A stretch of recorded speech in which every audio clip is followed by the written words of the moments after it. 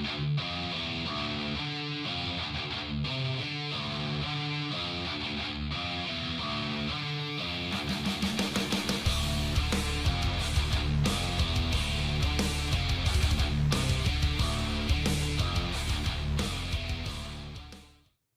right, 3, 2, 1.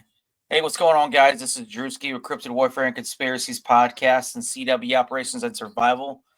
Hope you guys are having a good week. I know there's been a lot of stuff going on, especially with the Colorado shootings, the stabbing on the train, Charlie Kirk's assassination. Guys, there's all just kinds of stuff going on. So it reminds me of 2 Timothy chapter 3. You guys would go ahead and check that out. It explains on what's going on right now. And, Jesus talks about it in Matthew 24, Luke 21, all that stuff. So, but you know what?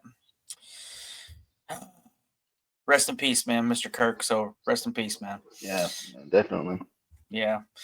But other than that, guys, if you got a story to tell, you guys need any prayer requests, you guys want to shoot the stuff, you guys want to chit chat, go ahead and shoot me an email, cryptidwarfare@gmail.com. That's cryptidwarfare@gmail.com. Or where I'm most active at is on Instagram as well.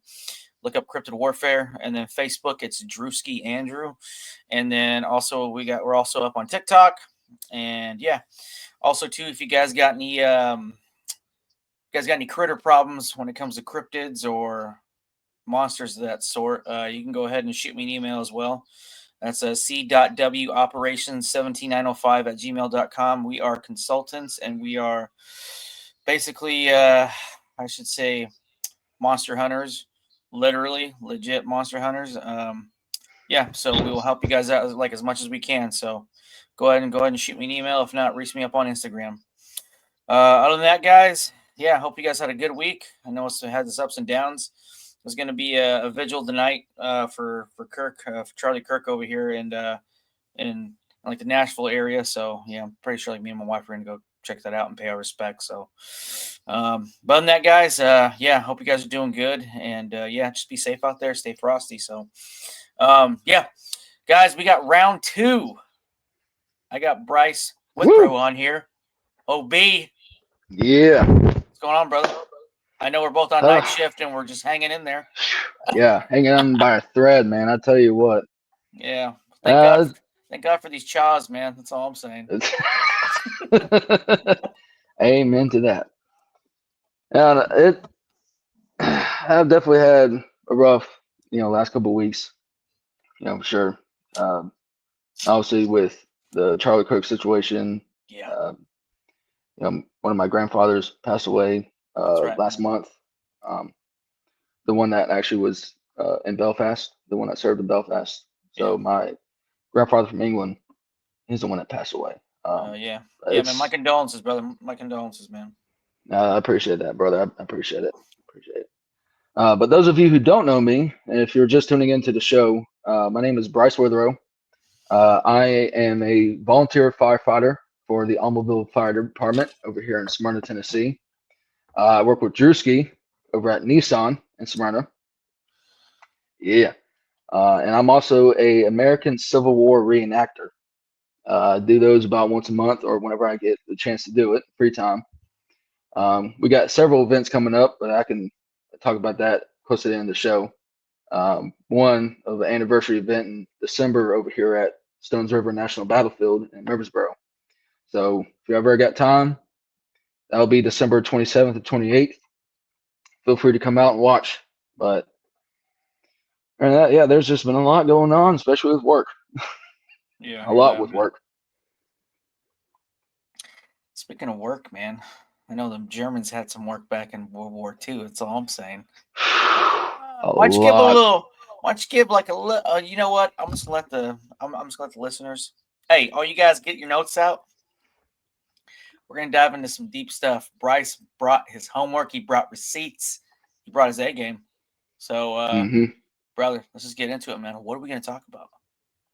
So first, I want to give a shout out to Joe, by the way, for Ancient Enigma for this awesome T-shirt. By the way, shout out to Joe for that. But today's topic we're going to get into is one of my favorite topics, and one that a lot of people don't really know a lot about. It is Hitler's escape to Argentina. Yes. Oh, this is going to be good. A lot of conspiracies on this one. I'm going A to be taking lot. notes, so if my eyes are not focused on you, I'm over here taking notes. So just FYI. You better dive in deep, brother. That's what I'm saying. Yeah. So obviously we know that back in May, it was the 80th anniversary of the ending of World War II in Europe. And of course, in August was finally the end of the whole war in general. But in May of 1945, when the Russians were closing in, you had the Russians coming in from the east, and you had the Americans coming in from the west, kind of going to that meeting point. Obviously, we're trying to get to Hitler first before the Russians did. Because you know how the Russians were back in World War II. They were ruthless whenever they had prisoners. Ruthless. We take no prisoners. That's exactly basically what they were. So there's a possible rumor that during this time, during the fall of Berlin, is he had some of the most intense fighting in Berlin in the city about a week before Hitler was, quote unquote, killed, killed himself. But there's possible evidence, and evidence that I've actually watched in a documentary stuff, a series called Hunting Hitler. They dove deep a lot into this conspiracy. So they found a tunnel in the Führer bunker that led to the airport, which was only a mile outside of where the tunnel went out of. So there's a possibility that Hitler may have actually escaped out of that tunnel, went to the airport, ran to the airport, or maybe took like a private car. Yeah. Basically unseen, because there's a lot of wooded area there in that as well at the time. Took a plane and flew to Spain. Now, Spain was a neutral site during the time, but they were actually allies with Hitler as well. Yeah. There's a picture of the Spanish president standing with Hitler, as the war was going on, but this was back in 1941. Yeah. Right. So he already captured France. He already captured Poland, Czechoslovakia. So all these different countries almost invaded Stalingrad. It was right before that, but there's a picture of the Spanish president and Hitler side by side during a military parade in Spain. And the soldiers in Spain actually had the same Wehrmacht uniforms, which is the German basic uniforms, marching. They had the helmets, the gear, the Car 98Ks, MP40s, everything, right? So he possibly flew to Spain, and there was a U-boat port right there on the Spanish harbor. Yeah, on the Spanish harbor. It said that possibly he took a U-boat and went down to Argentina and landed in the city of Hacienda San Ramon. Yeah. What's actually funny though too is that if you ever go down, you ever been down in South America? I've not. Okay, so if you go down south, like past Mexico and stuff like that, towards Argentina, Brazil, all that stuff, they actually have pockets of like German, like basically like German cities down there, and they still speak German. They still have their own ways, and it totally correlates with everything of how they like escaped, and then we had Operation Paperclip and Operation High Jump and all that. But yeah, it's a trip. Like there's certain parts there that are like German towns over there. It's a trip, dude. I'm going to tell you an interesting fact. Since you're actually speaking about that, there is actually 100 to 250,000 Germans that lived in Argentina before the war that escaped the National Socialism over there. Yeah. But there was also some high-ranking Nazi officials that were over there too. Yeah. But there was also some German civilians that lived in Argentina that were part of the National Socialist Party. So that's why you still have a lot of the Argentinians speak German in a lot of German cities, is because of that reason right there. Yeah. And throughout the war, the number kept on growing. So that is also part of a reason why Hitler was probably able to escape as long as he did and lived out the rest of his days as he did in Argentina. Yeah. And there was reports of a man that looked like Hitler staying in some residence in a couple of Catholic churches as well. Yeah. And the Pope, during World War II, was actually allies when they were friends with Benito Mussolini. Yeah. The fascist dictator over in Italy. And there's a picture of Benito Mussolini and the Pope side by side together.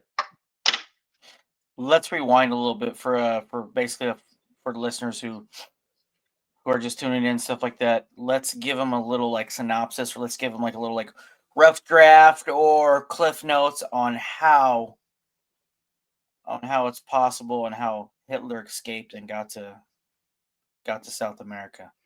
Because I know that they, in history, like we were taught in class, that Hitler was killed, which is bullcrap. Yeah, see that I know in a lot of history books, especially in school, say that Hitler killed himself in the bunker, and they pulled him out and burned his body. But Hitler had 12 doubles that looked like him, and Stalin had the same thing too, in case he was ever assassinated. Yeah. Or anyone tried to assassinate him. Hitler did the same thing. Now, Hitler had 15 to 20 attempted assassinations throughout his whole career as dictator of Germany. And one of the ones that was almost successful was Operation Valkyrie, which the movie Valkyrie kind of tells a kind of a good representation of how that went down. Dude, that was such a great movie with freaking Tom Cruise. Dude, that was a damn good movie, dude. One of my favorite World War II movies of all time, honestly, hands down. That was brilliant done, in my opinion. But that's kind of how it went down. I mean, there was a bomb that was planted inside one of the briefcases that exploded right next to Hitler, but Hitler survived. Whenever the German army was trying to stage a coup against the Waffen-SS, which we know that the Waffen-SS was the most elite group in Hitler's army during the time, kind of like the Navy SEALs. And they were not a force to be reckoned with at all. Like, they were deep down hardcore. But back to what we're talking about. When the Russians found the body of Hitler and Eva Braun, they only found Eva Braun's body. Yeah. They didn't find Hitler's. Where was he at? And that's where we get into the whole conspiracy of, okay, did he escape? And Argentina was the place to go because it was already housed 250,000 German civilians down there in Argentina. So he knew it was a safe place to go. Yeah. Of course, during the fall of Berlin, the Russians try to get the evidence, right? They, sent the DNA and got the test done, and turns out that Hitler's body was not there. But there's also conspiracy too, like if the Russians may have tampered with the evidence as well, because the Russians were, they were a communist party, and they did stuff like that in World War II. Yeah. And who knows how many, secret organizations they had? Who knows how many, secret stuff that they were hiding, from the world, and what they were planning.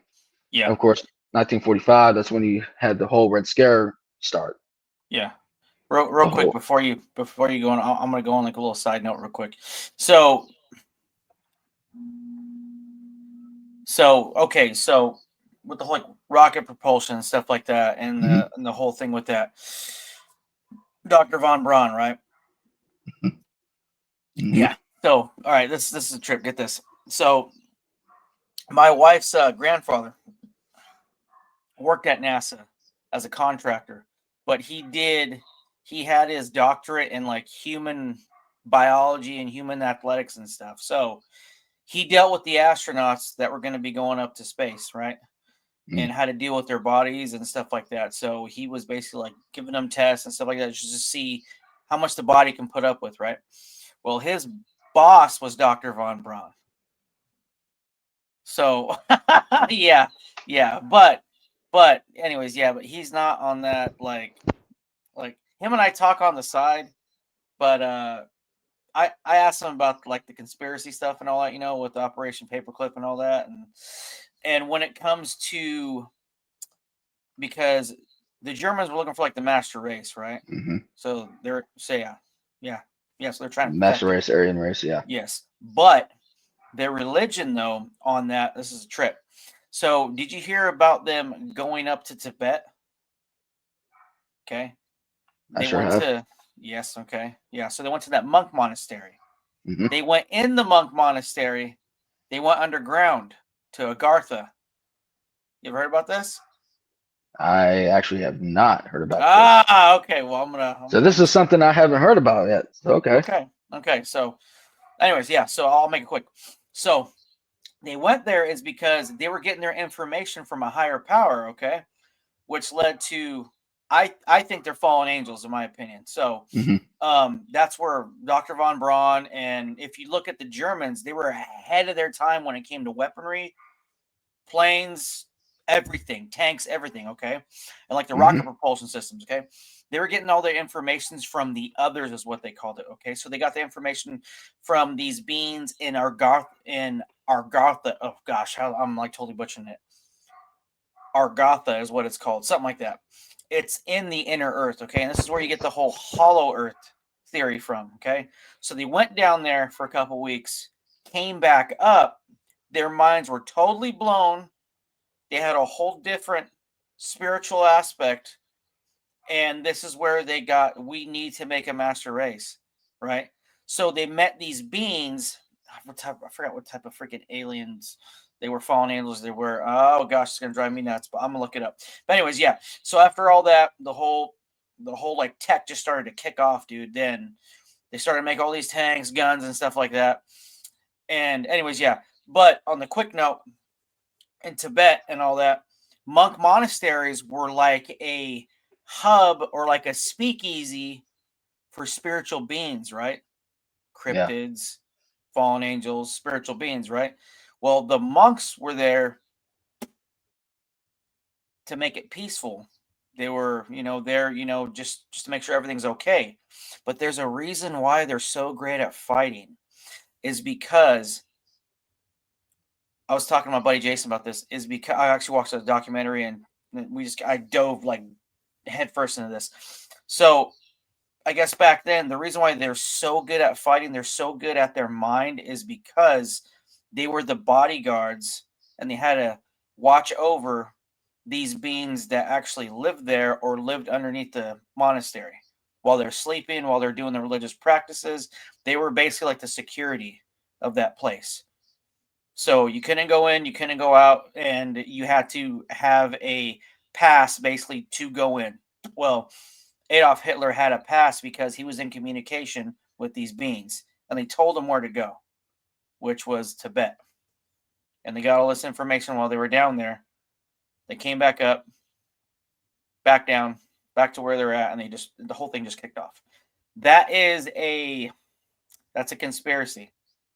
That is something that has been talked about for a long time. And then it kind of leads off to where, I'm kind of jumping forward a little bit, it kind of leads off to where Admiral Byrd was flying his plane, and he's flying up north, and he sees this opening, and next thing you know, his like meters and stuff on his plane go haywire. Next thing you know, his plane gets hijacked from a certain being, and he can't fly it. Next thing you know, he sees these saucers fly up next to him, and they have the swastika on them, and they go down with him. He meets this person called the Master, and he's telling him, listen, we know what's going on up on the earth, and he's in the inner earth, mind you. We know what's going up on the earth, and not only that, his co-pilot's there with him, and journaling everything, right? So anyway, so it basically tells him, look, we know what's going on. We need you guys to have peace up there. We know you guys are dropping bombs. If you guys don't stop, we're going to come up there and we're going to deal with you guys. So he's like, okay. Anyways, fast forward, he goes up to DC, basically talks about everything what happened. They're like, okay, we need to put this in under like classification. We need to freaking like put it away. And then he knows about the Germans leaving and escaping Germany, go down to Argentina. They leave from Argentina too, and they make their way south to Antarctica. And that's where you have your war, Operation High Jump. Anyways, that's all I'm saying. That's it. Okay, now go back to what you're saying. That's a crazy point you brought up, though, about the flying saucers. Yeah. Because there's evidence of Hitler actually constructed a saucer-type ship called the Bell. Yep. It was a bell-shaped kind of flying saucer that actually had the swastika on the side. I know exactly what you're talking about. And there's actually evidence of where it was located at. Where is it located at? Outside of Berlin. It's kind of in ruins now, but it still has the pillars and everything up to where it actually was located at. Yeah. I cannot think of the actual location or the name of the city where it was, but there is evidence and also paper that actually showed Hitler constructing that type of vehicle. Yeah. That's insane that you brought that up.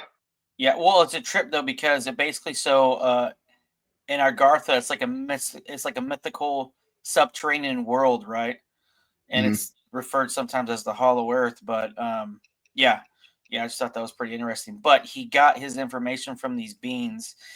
Anyways, you go ahead and just keep talking. I'm gonna try. That explains a lot about a lot of the super weapons and vehicles that Hitler was actually trying to create, especially also the Super Tiger. Yes. A Super Tiger. Those who don't know, it was supposed to be about a 9-foot tall Tiger tank, which is Tiger tank is one of the most ruthless tanks of what Germany built during World War II. Had a lot of flaws, but it was Tiger tanks were beasts, were monsters. Super Tiger tank would have been a lot taller, and the gun would have been, can't remember exactly how big the gun was supposed to be, but the barrel of that gun was supposed to be as long as like 3 cars or something. It was going to be massive. Nuts, dude. Oh, wait. I know what you're talking about. It's huge. I know exactly what you're talking about. They did a side-by-side comparison of a human and the actual tank itself. It was like a 9-story tall tank. The barrel was about maybe a length of about 3 cars. Thing was going to be massive. Never got put in production. Yeah. Okay, real quick. Okay, so the certain type of aliens he was talking to were the Greys, the Nordics, and the Anunnaki. The Greys. AKA tall whites. Tall whites is what it was. Yeah. Anyways, yeah. It wouldn't surprise me because of a lot of the information of what Hitler had and a lot of information what the German army had, especially the Waffen SS. Because again, the Waffen SS were the most elite group, so I'm sure they did a lot of information from those beings. Yeah. But back to what we were talking about, Argentina and stuff. A possible point with Argentina was that there was a lot of safe houses. There was a lot of bunkers, watchtowers. And there are some soldiers in that area too, officers that people actually pointed out. Yeah.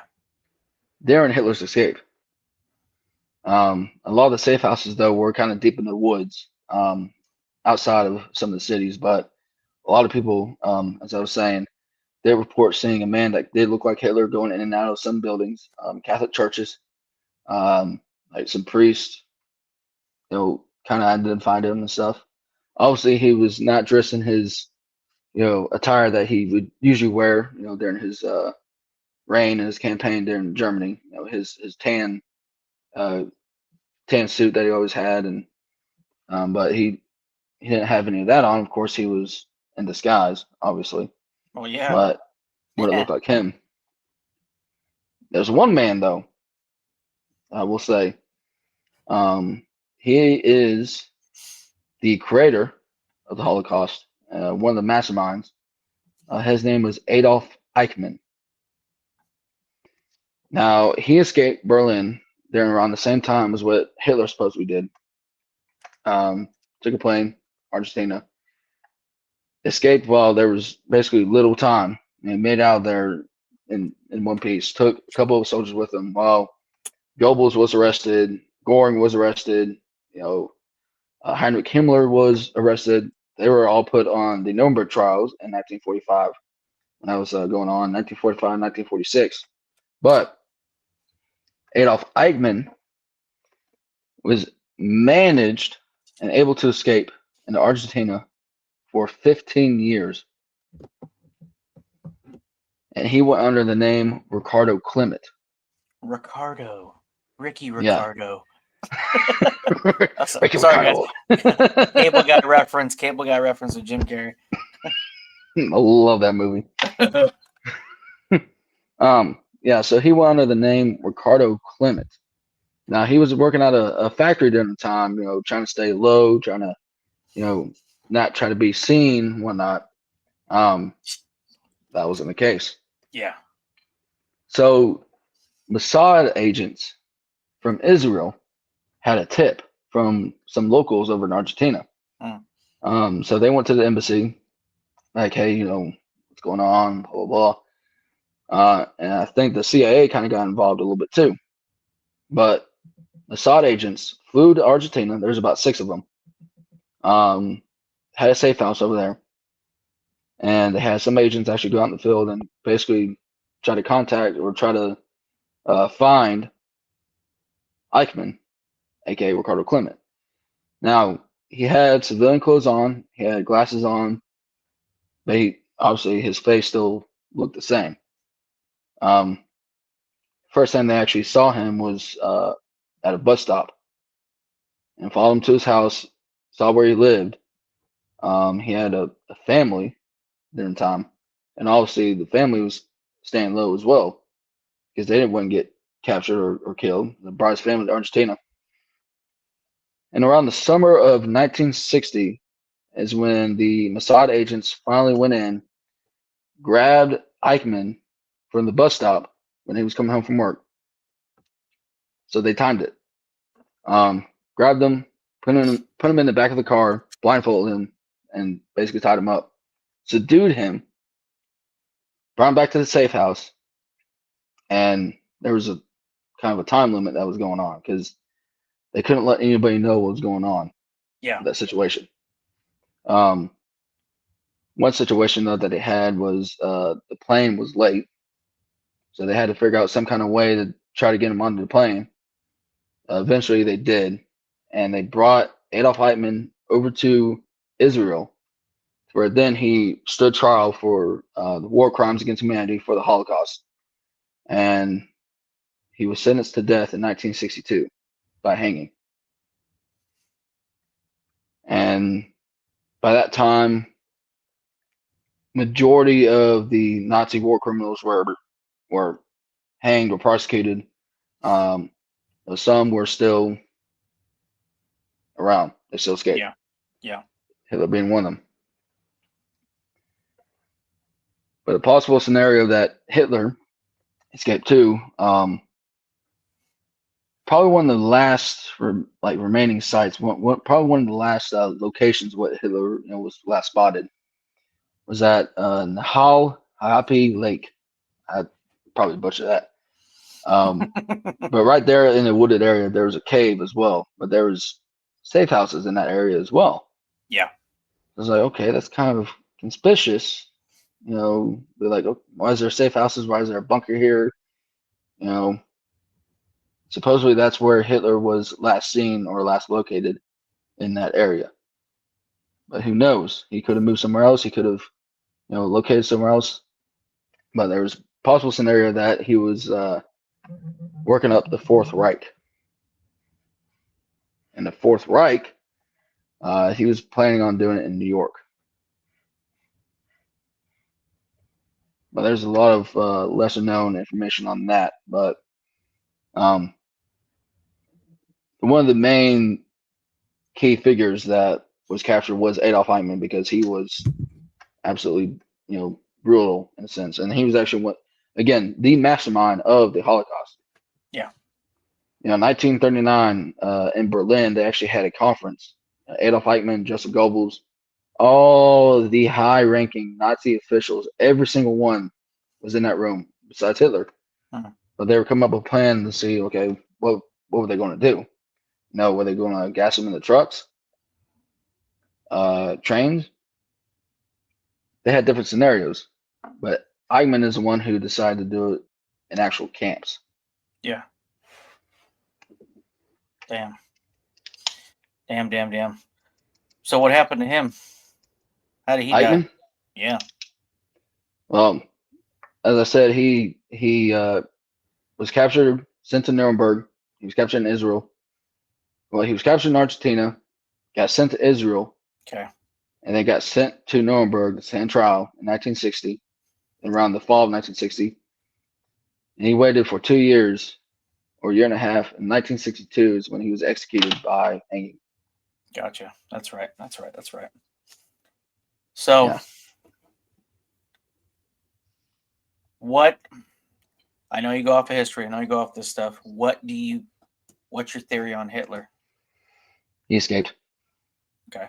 I mean, for the amount of information I've read and what I've seen and watched, he escaped.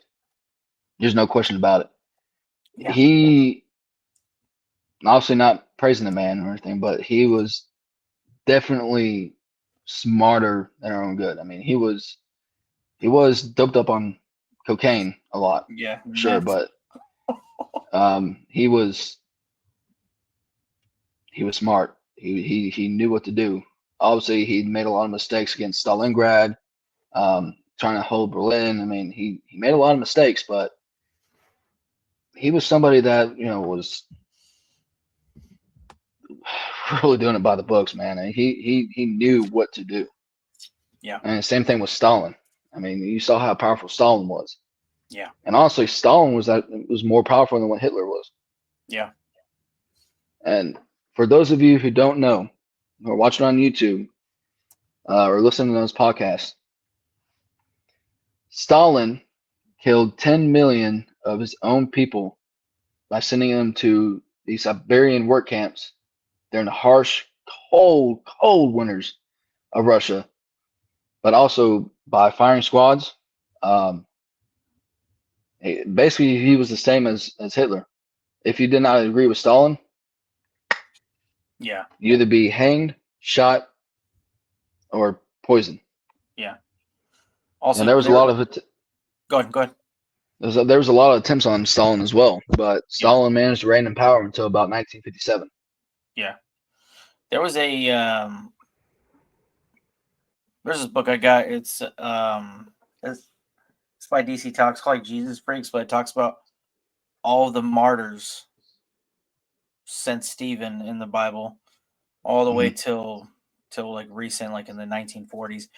But one of them was a Russian soldier from Stalin's area. So, but he was a born again Christian, and I guess over there with Christianity was like outlawed then. Very outlawed. So with him, all they did was they just kicked him outside the camp, like the freaking the camp, and he just sat there reading his Bible, man, and he just froze to death, dude. And that's basically they just sat there like, if you try to come in here, we'll kill you. So he just sat there just reading his Bible, worshiping God, and he just died. But that was a trip. Yeah, Christianity was extremely outlawed in Russia and also in Germany, but Stalin he was not a fan at all when it came to Christianity, and he did have a lot of Christian and priests killed, and a lot of churches burned because of of the beliefs. And also in Stalingrad, in the Battle of Stalingrad, a lot of the soldiers tried to fall back because they were getting slaughtered by the Germans. Yeah. But the ones that were falling back, the Russian officers opened fire on their own soldiers and killed hundreds of them, thousands of them. during that. So most of the casualties that you saw in Stalingrad, which the Russians had about 1.5 million, Yeah. um, even though the Russians still took Stalingrad, well, there was 1.5 million casualties alone from both sides. The Germans had about 800,000. Russians had somewhere around there, maybe a little more. But most of the casualties was because of the Russian officers turning on their own men that were trying Yeah. to fall back because they didn't want any part of the fighting. Yeah, I mean, the fighting was so brutal in Stalingrad. I mean, obviously, why would you want to fight that bloody battle? Obviously, Right. you're trying to, protect your home city, trying to protect your country, but at the same time, though, you have your own troops firing on your own men. Yeah. I mean, we didn't do that in our military, but when I tell you, Russia was a very powerful country during the time, along with Germany. Stalin was still not a force to be reckoned with. Yeah. I mean, especially when it came to your beliefs, Yeah. because he would have you hanged. Yeah. What year was the Cold War? The Cold War started from 1945 all the way to 1991. Okay. So the with Cold that, War, yeah. Well, anyways, the reason why I bring that up because there was this other guy I was gonna mention. I totally forgot his name, but I got it right here. His name's Sergey Karkagidov or Kargandov or whatever it is. I don't know. Kourdakov. Guys, I'm not Russian. Screw you. Kargandov. Koganhas. Yeah, his name's Sergey Koganhas. Yeah, but you guys can look him up. But it's a it sounds crypto. more German than Russian. But he yeah, I guess he was a soldier from like the 1950s all the way to like the 1970s. But he so basically in a nutshell, he was a soldier that was that worked like right off the docks is what it says. And he busted this guy smuggling Bibles in. And yeah, it's freaking missionary smuggling Bibles in. And right off the rip, they said if you see anybody smuggling anything with Christianity, shoot them on sight, right? So he found like these boxes of Bibles coming in, and of course, he's like, "Oh man, I got me a killer find." So he lines everybody up at gunpoint, and he's like, "Whose are these?" And you got all these people saying, "Not mine, not mine, not mine." And there's this guy in the corner. He's just quiet. He's sweating. He looks nervous. And he goes up to him and he's like, "Sir, are these yours?" And he's like, "Yeah." Well, he hears a voice in the right behind him. He thinks it's his commander. And all he hears is, "If you kill this guy, you will die." And he turns around and there's nobody there. So he pulls his AK up and he hears the voice audible again, except for it's deeper, it sounds more authoritative, and it says again, "If you kill this man, you will die." So he didn't. He was just freaked out. So he let the dude pass. He he let that he let all that cargo go, and he's freaking out. But he hears a voice in his head again says, "You will be okay." That's all he hears. Well, that missionary comes back. He's gone for a week. He comes back. He tells the soldier, "Thank you," and he goes off on his way. Well, he doesn't hear anything. He's freaking out that he's going to get caught. He doesn't hear anything. So a month comes by. He sees that guy again. And sure enough, this guy's smuggling Bibles. So he lets the guy go by again. So this goes on for years, dude. This goes on for years, Brice. So by the second year, this guy's like talking to him about Jesus and stuff and totally converts him to Christianity. Well, he can't really tell anybody, right? So for like 10 years, he's helping this dude smuggle Bibles in, right? And this dude's running out of places to put them. So he asked Sergey if he can load all these Bibles up at his house. And he's like, "Yeah, let's do it." So he's got a house like full of Bibles everywhere. They're like stacks and stacks of Bibles in his house, right? Well, the Russian government gets a tip, finds out. So they arrest Sergey and they tell him, "Look, do you have any paraphernalia? Do you have anything that you shouldn't have in your house?" And all he hears in his voice in the audible in his head again that says, "Don't say anything." So he's just quiet. So they're like, okay, fine, we're gonna go to your house. If we find anything that's of Christianity, Bibles, or anything like that, we will kill you and we will kill your family that are in that house. So he's freaking out, dude, because he knows he's got Bibles, like loads and loads of Bibles in his house, right? He's got like over like 300 Bibles, he said, like just stacked in boxes in his house. Well, he's waiting outside his house and he's waiting to hear gunshots, because his family's in there. And that missionary's in his house too, camping out, right? So they're there for like 15 minutes. They all come out and they give him like that wave, hey, get in here. So he goes in there and he sees the Bibles in the boxes. All the boxes are open. The commander tells him, hey, we know you have stuff in here. Where's it at? And he's like, what? And he's like, don't play dumb with me. Where are these Bibles at? Because we got a hot tip saying that you have Bibles in your home. And he's like, and he's like, okay, you want to play dumb? Fine. I'll tell you what, we'll come back later. So all these soldiers left, dude. He said according to his testimony, he had like over like 30 soldiers going through his house. The crazy part is that he thinks that God blinded their eyes from them seeing what was all over the house, right? So they couldn't find anything. But there was clearly Bibles everywhere in that house, dude. So after they left, he was like, holy crap, that was a miracle. So anyways, so after that, he smuggled more Bibles in. Then eventually he got busted, which was like 15 years after that, right? So they locked him up in prison. I think it was like 10 or 15 years or something like that. They locked him up in prison. Well, during that time, like they were freaking torturing him and everything, dude. And he wouldn't give up, man. So, but then he eventually, after Stalin got out, he eventually got out. And then, let's just say, like, yeah, he got out in like the 1970s is when he got out. So, and then, yeah, and then he just recently, he died like in the, I think it was like 2000 or something like that. He died. But anyways, yeah, but I just thought that was a trip, dude. But anyways, that was like a side note. I don't know where the hell that was going, but it was going. It's crazy what the power of Christ can do. Yeah, it's a trip, dude. I thought that was interesting. It reminds me of the time of the Bibles and stuff with Kristallnacht.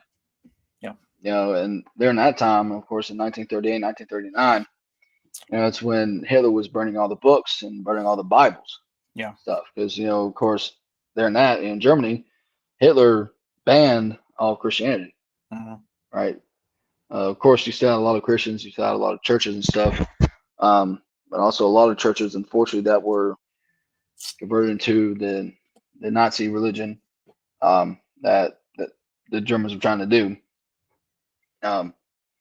But that reminds me of that kind of specific scenario. Obviously, this is a little different because this dude held Bibles in his house for 15 years or so, 30,000 Bibles, which is insane. Was it 330,000? Whatever number you said. Yeah, But over 300. it's insane. I mean, because I said Hitler was burning the Bibles and stuff. While this guy right here for 15 years was smuggling Bibles, trying to keep the word of Christianity alive. Yeah. Which we definitely need that in the world, especially with what's going on today. Sure. That's a fact. Yeah. That's a fact, But, man. Real quick, so if you look at Dr. von Braun's gravestone, have you seen that? It's been a long time. Let me pull it up real quick. Yeah. So, anyways, yeah. So with him, like the rocket propulsion and all that, he basically stated that because they basically asked him like, where did you get all your technology from? Where did you get your thought? Like, because they actually thought he just like invented all this stuff, right? No, he didn't. He got all this technology and information and stuff passed down to him, and all he said was, let me find it real quick. All he said was, they gave it to me. Well, who the freak is they? And he pointed up, Let me see real quick. Dr. von Braun's. So, just real quick, while you're pulling it up, for those of you who don't know who Dr. von Braun is, he is the sole creator of the rocket program, what we had in NASA, but he is also the same doctor who is a Nazi scientist in World War II who created the V1 and the V2 rockets. The rockets that were used to fly into England and other parts of around the world.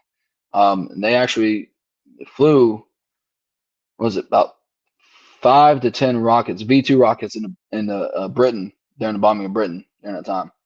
So he was the sole creator of that and the sole creator of the space program of what we have today. Oh, here's So a little bit of information on that. Yeah. Here's a little side note too. Have you looked up Operation Fishbowl? No. Dude, this is gonna freaking blow your mind. Okay. So this was right, I think, after like when they were doing like the space wars or something like that, or before or something like that. I forgot which one it is. Don't quote me. But if you go to like the FBI and like CIA, like declassified files, okay, it talks about Operation Fishbowl. So what they were doing is they were shooting atomic bombs in the air, bro, right? Because they couldn't break through the firmament, bro. They could not break through the firmament. So they were shooting all these like atomic bombs and rockets in the air just to see if they can get past the firmament, man. So it's like that layer that separates us from space. You know what I'm saying? Yeah, look it up, dude. It's a freaking trip, man. Operation Fishbowl. Operation Fishbowl, dude. I'm gonna look that up. Yeah. Yeah. I did not hear anything about that before. Because a lot of course, information is hush hush when it comes to the FBI and the CIA. Just like what we had in 1945 with doing the atomic test in the desert in Nevada.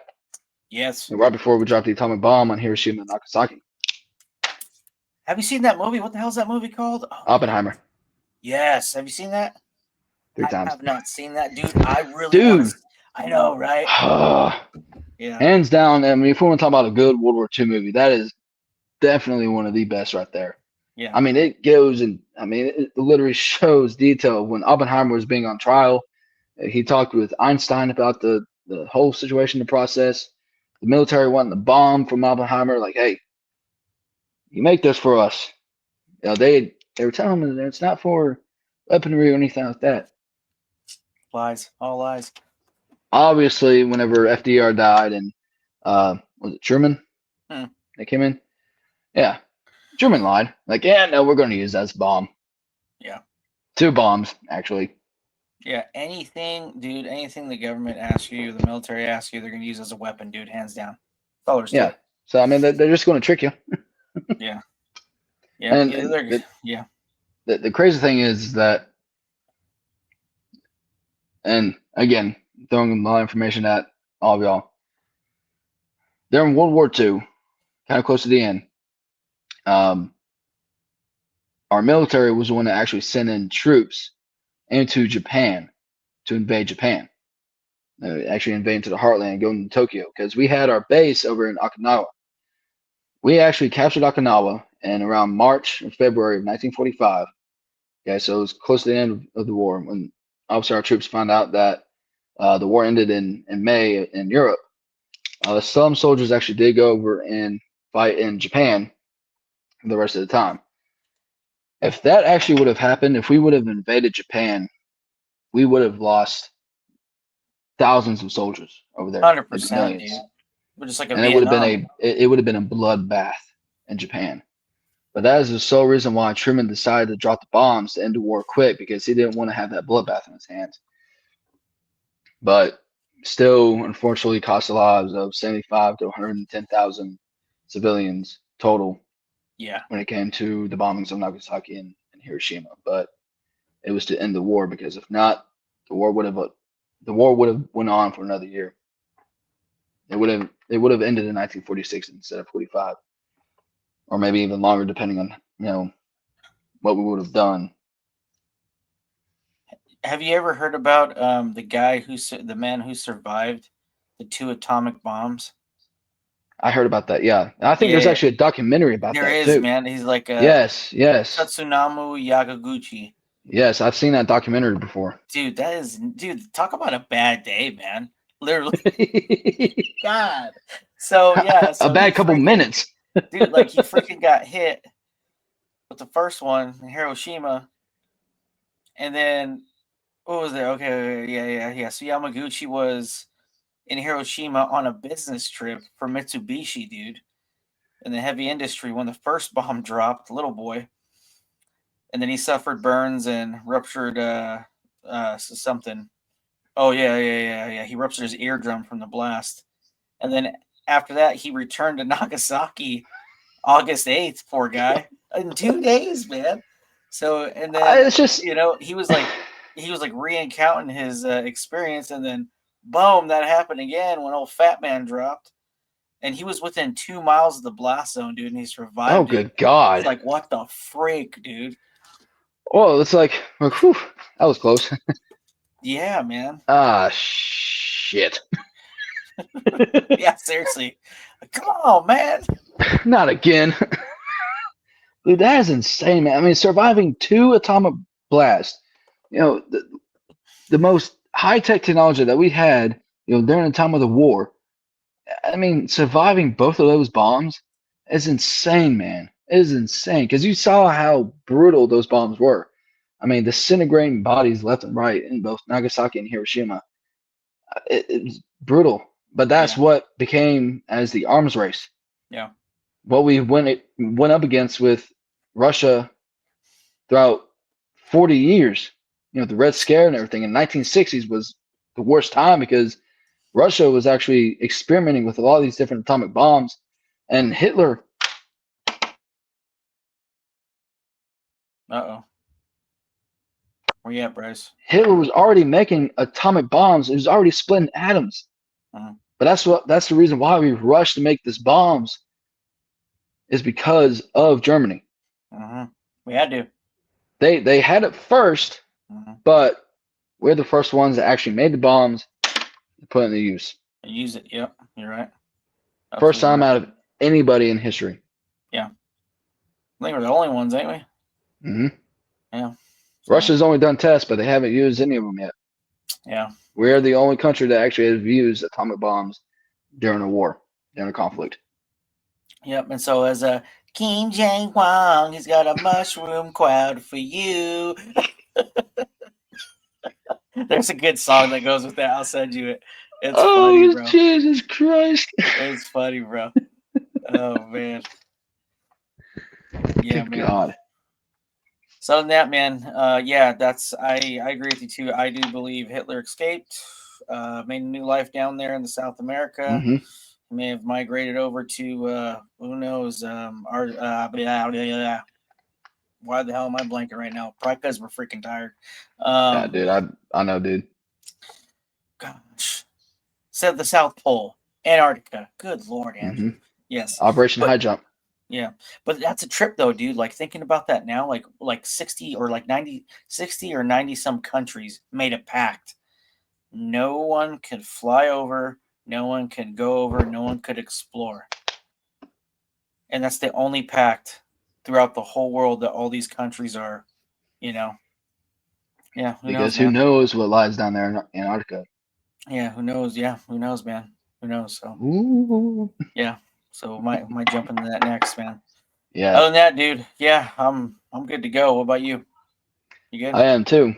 Um, so if any of y'all, anybody who wants to read more about Adolf Eichmann, about any of the Nazi war criminals, about Hitler's escape, so there's a book by Bill O'Reilly. Shout out to Bill O'Reilly. It's called Killing the SS. This is one of my favorite reads right here. I have a lot of historical books, obviously, but this is definitely one of my favorite reads. If y'all get a chance, if y'all want to learn more about it, you can find these books on Amazon, eBay, but it's by Bill O'Reilly. Shout out to him because he makes a lot of good historical books. Killing the SS, Killing Lincoln, Killing Jesus, it's Killing Patton, all that. So definitely a good read. If y'all want to learn more about that, check it out. Also documentaries. There's a bunch of documentaries on all that. So feel free. But if y'all have any questions though about any more of Hitler's escape or any more about the Nazi regime or anything about World War II in general or about Stalin, Russia, all that, y'all hit me up. Ask me questions. Heck I'm all yeah. ears, man. Where can people find those books at? I guess Amazon. Yeah, you can find them. Yeah, you can find them on Amazon. You can find them over in Barnes and Noble too. Yeah. Books a Million. If you find them in Books a Million. I found this on Amazon. I got that. But most of the books you can find over in Barnes and Noble and those kind of bookstores. I got a funny joke for you. I'm gonna do a little racist joke right now. Oh God. What are Latinos? What what are Hispanics and Latinos' favorite bookstore? Borders. Anyways, yeah, anyways, yeah. So God. yeah, sorry guys, I thought I'd throw that out there. Anyways, yeah, but Oh other than God. that, on another note, if you guys also want to check out a good book too, you guys check out like my buddy Kevin's book. It's called The Adventures of Rizzo and Weirdson. So it's a series of monster hunting novels by Kevin S. Jr. If you guys don't know who he is, he's off the podcast Where the Weird Ones Are. So you guys need to go check him out where all books are sold. And he's also got it on his website. So, but yeah, other than that, man, I'm good to go, brother. You good? I'm good. Sounds good, man. Yeah, definitely have you back on and have you be a guest host with me when I'm Yes. interviewing some people. So yeah, we'll figure that out, man. I People need to get a definitely. hold of you, brother. Where can people get a hold of you at? Yeah. So if y'all want to get a hold of me, go to my Instagram. It's under Brice Witherow, BriceWitherow. It's all in one thing. So find me on there. You can also find me on Facebook. Same thing, same name, Brice Witherow. Hit me up, send me a friend request, ask questions. Like I said, I'm all ears. If y'all have anything history related y'all want to talk about, feel free, man. Feel free. Heck yeah. And if you guys want to get a sweet shirt that my bro's wearing, go hit up Joe from Ancient Joe, Enigma Files podcast on YouTube. So, guys, great I'm gonna podcaster. Hit him up. yes. Speaking of podcasts, I'm gonna lay out some podcasts real quick if you guys haven't heard of any. Yeah, look up Where the Weird Ones Are podcast. Look up Ancient Enigma File podcast. Look up Paranoid Radio podcast. Look up the Cryptid Huntress podcast. Midwest Mythos podcast, Prometheus podcast, 305 podcast. Oh, there's guys all kinds. Yeah, so I actually got them all down in my show notes as well. So Paranoid Radio as well. yep, AG Paranoid Yeah. Radio. Yeah. So other than that, guys, yeah, that's it for me, brother. So I'm probably gonna go crash out here in a bit. So you know how us night shifters are. I'm going to sleep. Right on, man. I appreciate you coming on here, man. Yeah, I'm gonna sign it off and we'll chat for a second, and then we'll go to bed. Yeah. Yeah, freaking bed's calling me. Yeah, but other than that, guys, yeah, if you guys got any questions or anything, yeah, I will have all of Brice's information in the show notes. Hit him up if you guys got any questions. Go get the book he was talking about. It'd be a good read. Other than that, guys, if you got any, guys got any encounters, you guys want to chit chat, you guys want to be on the podcast, go ahead and look me up on Instagram or shoot me an email, cryptidwarfare@gmail.com, cryptidwarfare@gmail.com. And other than that, guys, hope you guys have a blessed week, and we will catch you guys later. Deuces.